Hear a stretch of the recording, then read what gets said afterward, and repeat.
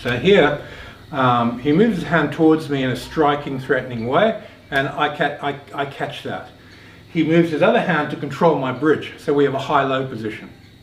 So this backhand is touching my elbow, and I'm just around his elbow area, so just below it.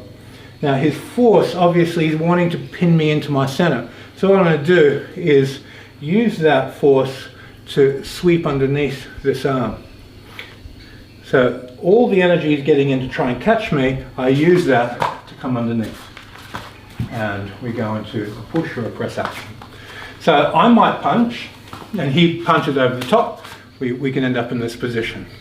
Or he might punch and touch my bridge as he punches. We end up in this position. Either way, not good.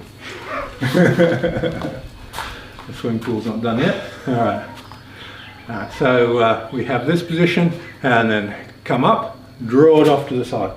Now I've got the press position set.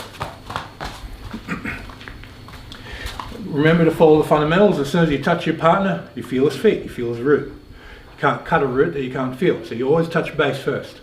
We're not concerned with his center, we're concerned with his grounding. You take his grounding, you take his center. You feel his grounding, you feel his center. But if you connect the center, don't have grounding, he can escape. So we want to touch grounding first. His force is driving me this way, so I'll go with that force. Now I connect onto the back of his elbow, and I start rolling back before I press. Okay, let's have a play. Thank you.